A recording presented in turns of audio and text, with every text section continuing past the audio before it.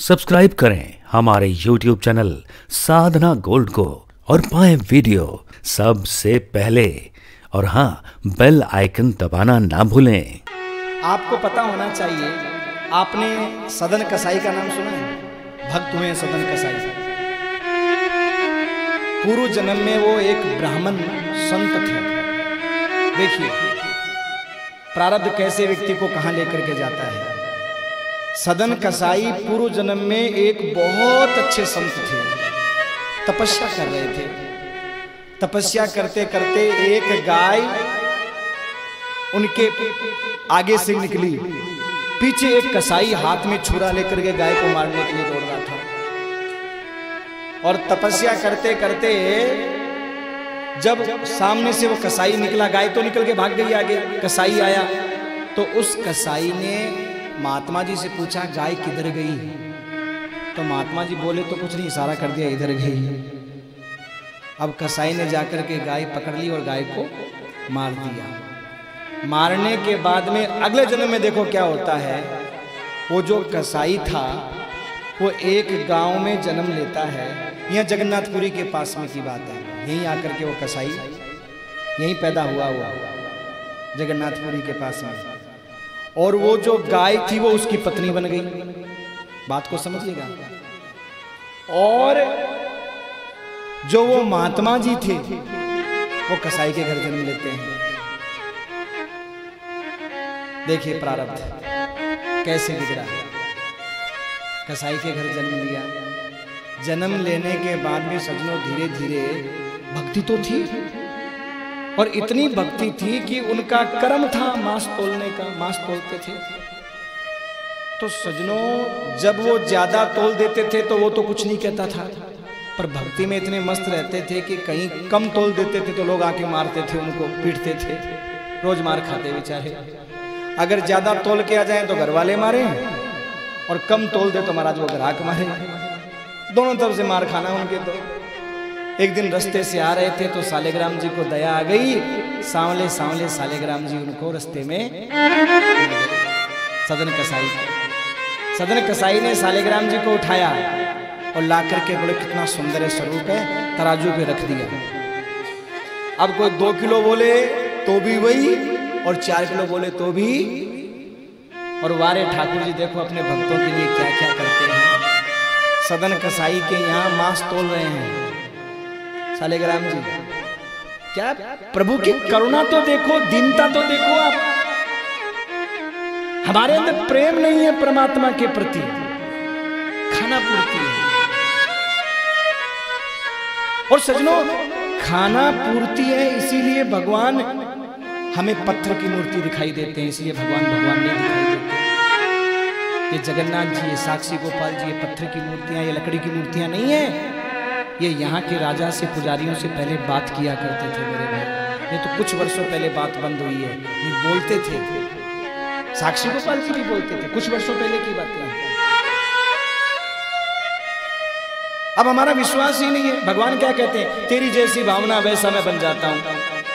अगर हम कहेंगे भगवान का मिलना कठिन है, भाई कठिन है। भगवान पत्थर की मूर्ति, हाँ भाई पत्थर की मूर्ति हूँ। लकड़ी की मूर्ति, हाँ लकड़ी की मूर्ति हूँ। भगवान बोल नहीं सकते भाई, नहीं बोल सकता। तो भगवान बोल सकते हैं, भगवान बोल सकते हैं।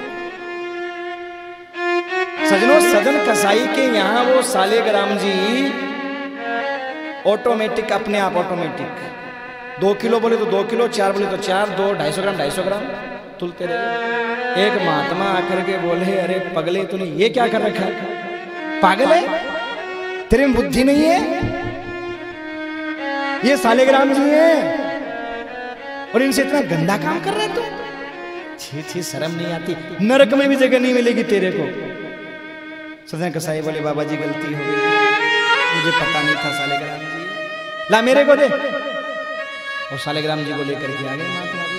खूब दूध से, दही से, चीनी से, शहद से खूब नहलाया महाराज। वेद मंत्र बोल बोल के और बोलने के बाद में खूब खिलाया। है महाराज क्षमा करना, मूर्ख था जो आपको लेकर के चला गया, गंदा मांस तोलता रहा आपके सारे।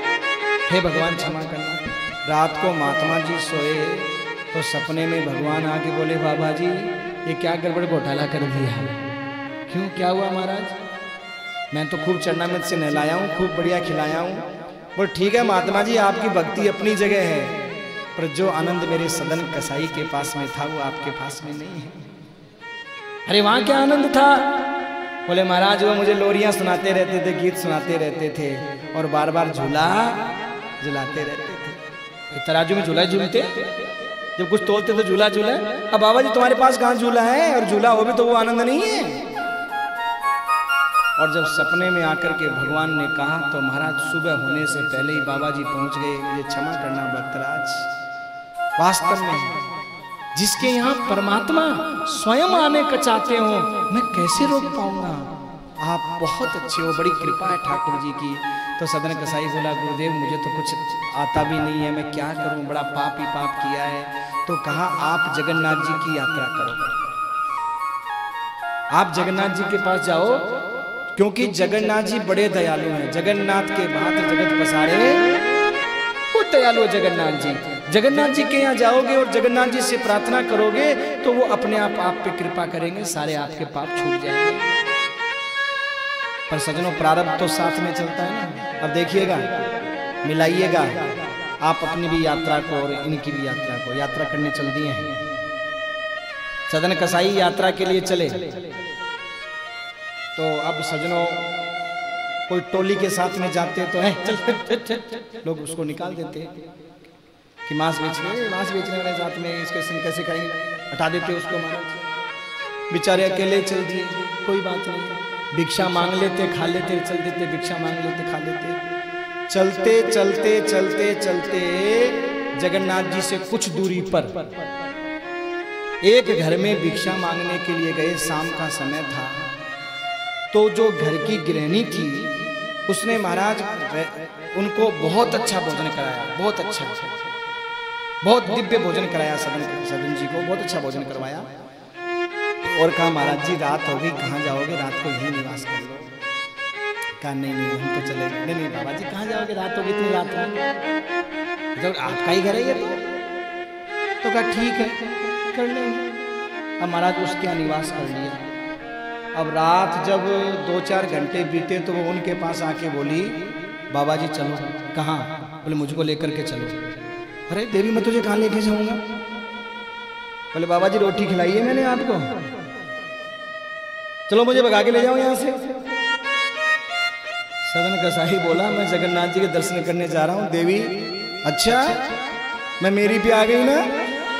अरे देवी तुम्हारा पति है, तुम ऐसा क्यों कर रही हो? इतना अच्छा तुम्हारा पति है देवी, अपने पति से प्रेम करो। तुम्हारे पति के होते हुए मैं तुम्हें कैसे लेके जाऊं? अब वो तो ये कहना चाहते हैं कि देवी तुम्हारा पति है, तुम उससे प्रेम करो। उसने क्या सोचा कि बाबा जी ये कह रहे हैं कि जब तक तुम्हारा पति जिंदा है तब तक तुम्हें नहीं लेके जा सकता, उसको मार दे तब ले जाऊंगा। अब उस स्त्री ने क्या किया, जाके अपने पति के सोए हुए पति की गर्दन काट दी और आके बोली चलो बाबा जी कर दिया काम। क्या? बोले जिसके बारे में आप बोल रहे थे तुम्हारा पति है, मैंने मार दिया उसको, ले चलो मेरे को अपने साथ। बाबा जी बोले देवी तू ये क्या करके आई है, पागल हो गई क्या? अरे मैं तुझको नहीं ले जा सकता, तूने क्यों मारा अपने पति को? बोले आपने तो कहा था तुम्हारा पति है, जब तक नहीं ले जा सकता, मैंने हटा दिया उसको। तो सजनों उसने बहुत जिद किया पर सदन कसाई ने हाँ नहीं की। तो उसने कहा अब तू मेरा त्रिया चरित्र देख। उसने महाराज हल्ला मचाना शुरू किया, बचाओ बचाओ बचाओ। क्या हुआ? बोल देखो मैंने तो बाबा जी को भोजन करवाया और ये बाबा जी जबरदस्ती मेरे पति की हत्या करके मुझे खींच करके लेके जा रहा है, इसने मेरी पति की हत्या कर दी। महाराज राजा के दूतों ने पकड़ लिया, पकड़ करके लेकर के गए। सदन कसाई से पूछा गया तुमने हत्या की? तो सदन जी ने मन में सोचा कि भाई बिना किसी मेरी कमी के तो मेरे पे लांछन लग नहीं सकता, कोई न कोई तो मेरे पूर्व जन्म का संस्कार है, इससे मैंने कुछ तो इसके साथ में गलत किया है जो इसने मेरे साथ में गलत किया है, और इस गलती को यही खत्म करने के लिए अपनी गलती स्वीकार करना ही ठीक है। जय जगन्नाथ जी की जो इच्छा। तो सदन जी ने कहा कि हाँ भाई मैंने इसके पति का कत्ल स्वीकार कर लिया, मैंने कत्ल किया इसके पति का। तो राजा ने मन में सोचा कि भाई अब क्या सजा दें इसको। तो राजा ने कहा कि इसके हाथों ने हत्या की है तो इसके हाथ काट दो। और सदन कसाई के दोनों हाथ। जानते हो सदन इनके साथ में ऐसा क्यों हुआ? ये जो पत्नी है ना जिसने अपने पति को मारा है, ये वही गाय है। हाथ क्यों कटे? हाथों से इशारा किया था, इसलिए गर्दन तो बच गई, हाथ समझिएगा बात को। हाथ में ही संकट क्यों आया? क्योंकि हाथों से अपराध हुआ था पिछले जन्म में, और जगन्नाथ जी ने उस अपराध को खत्म करने की कोशिश की कि तू मेरे दर पर आया तो चल थोड़े से मैं तेरे अपराध को खत्म कर देता हूं। और उसने अपने पति को इसलिए मारा क्योंकि वो कसाई था, उसने उस गाय को मारा था, इसलिए उसने अपना बदला। बात को समझिएगा, ये कथाएं किस लिए? सच्ची घटनाएं ये कोई कहानी नहीं है, कल्पनाएं नहीं है। ये जिस स्थान पर आप बैठे हो इसी स्थान के आसपास की घटना आपको बता रहा हूं, और यहाँ की घटना यहाँ बैठ करके सुने तो महाराज उसका आनंद कुछ अलग ही हो जाता है। उदाहरण तो और भी बहुत से हैं, लेकिन यहाँ का उदाहरण दिया जाए तो आनंद अलग ही हो जाता है।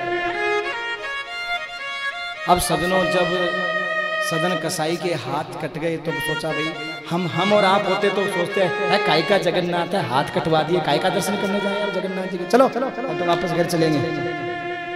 पर नहीं, सदन कसाई ने कहा चलो यहीं पे मेरा लेखा जोखा पूरा हो गया। हे जगन्नाथ जी बड़ी कृपा की, क्या पता गर्दन कट जाती, हाथी कटाए मेरा, कोई बात नहीं।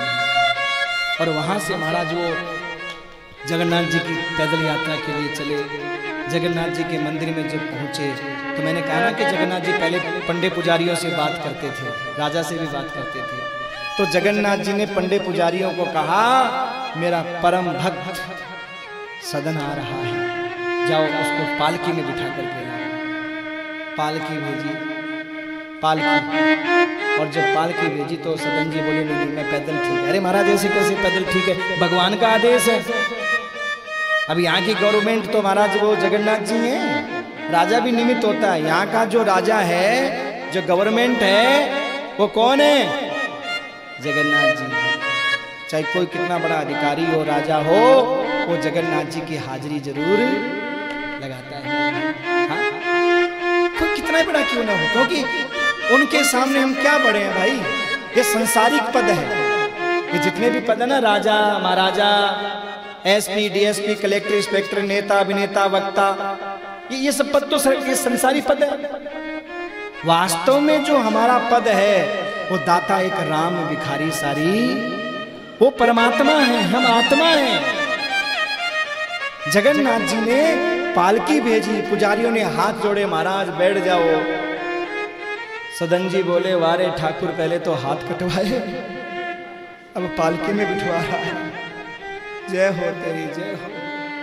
और सजनों वहां से जब आए, अब पुजारियों ने कहा प्रसाद लो। प्रसाद किस मिले? महाराज प्रसाद लो। और जब टूटे फूटे हाथों को ऐसे आगे किया, जगन्नाथ भगवान की ऐसी कृपा हुई, दोनों हाथ वापस आ गए। बोलो जगन्नाथ भगवान की जय। दोनों हाथ वापस आ गए और महाराज यात्रा सुखमय हो गई।